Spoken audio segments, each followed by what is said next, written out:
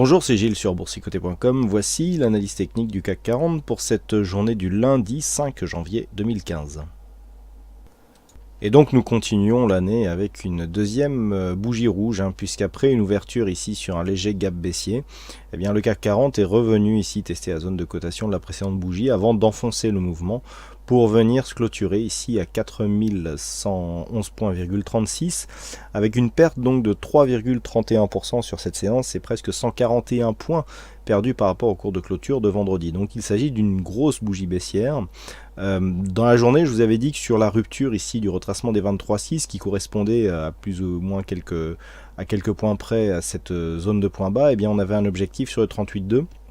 Alors on a des points différents, parce que lorsque j'analyse en intraday, lorsque je le dis souvent, je me base sur des cotations futures, donc en cotation étendue 8h, 22h, donc on a des points ici de référence qui sont différents.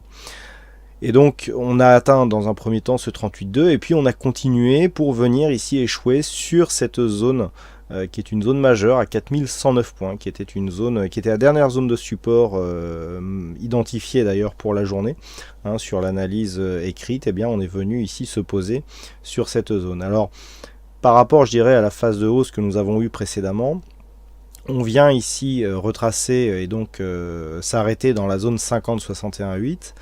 C'est pas anodin. Par contre, du point de vue de la poursuite de la tendance moyen terme, lorsque l'on élargit un petit peu la vue, on se rend compte que nous avons une succession de points hauts qui baissent.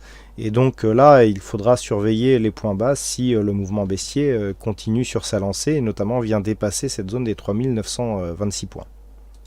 Mais pour le moment, nous n'en sommes pas là. Si on regarde la configuration technique à ce jour, donc nous avons un RSI qui repart à la baisse, le stochastique qui nous envoie un petit signal baissier, puisqu'on ressort ici de la zone de surachat. Alors l'entrée était très très faible, mais bon, on ressort ici, on lance un signal baissier sur le stochastique. Et du point de vue du MACD, on confirme un retournement qui avait déjà eu lieu, puisqu'on avait validé un retournement à la clôture de cette bougie.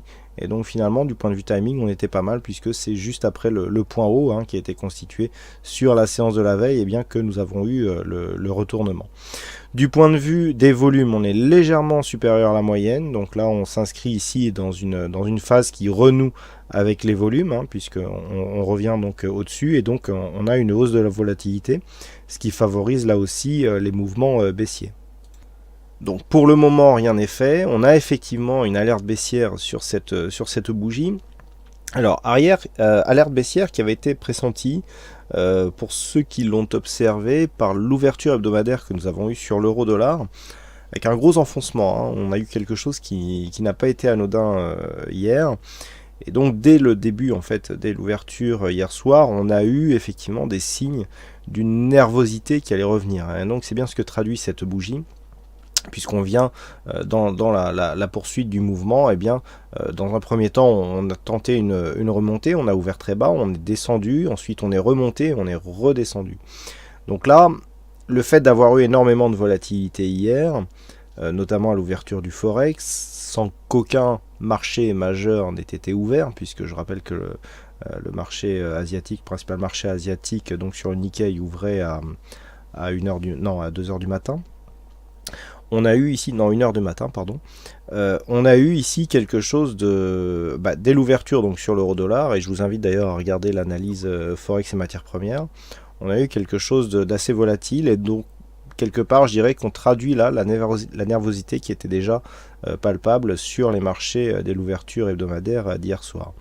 Donc il est quelque part assez logique que l'on vienne ici provoquer un mouvement baissier, ce qui peut être beaucoup plus... étonnant, c'est l'ampleur de cette baisse. Alors on vient combler ici un gap qui était resté ouvert. C'est pas anodin non plus, puisqu'on avait ici un gap de rupture qui nous donnait donc un mouvement et une dynamique haussière. Le fait que l'on vienne combler ici, au-delà du fait que l'on a cassé le retracement des 38,2%, vient quelque part amoindrir la dynamique qui avait été créée sur l'ouverture de ce gap. Donc on comble le gap ici. On s'arrête sur cette zone qui était déjà une zone majeure, et je dirais que maintenant tout va se jouer justement à l'intérieur de cette zone, savoir cette zone 50-61,8. Donc vous connaissez mon point de vue un petit peu sur le retracement de Fibonacci. Tant que l'on vient ici consolider dans cette zone, que l'on ne dépasse pas cette zone, alors on a 4076 sur le cash, on a 4084 sur le futur. Tant que l'on ne dépasse pas ici cette zone, eh bien on peut toujours avoir un retournement, et si on valide ici une rupture haussière de cette zone des 4317 points, eh bien on peut continuer à monter donc à partir de cette zone de point bas et impulser un mouvement haussier.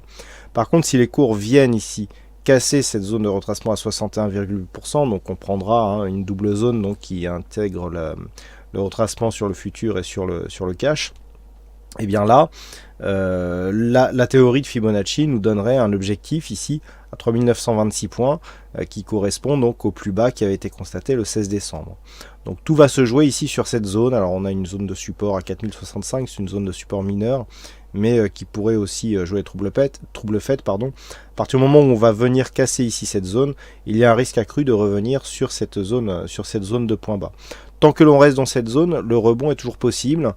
Le problème, c'est qu'on ne peut pas dire que nous étions précédemment dans une tendance haussière, puisque comme je vous l'ai indiqué tout à l'heure, on a une succession de points hauts qui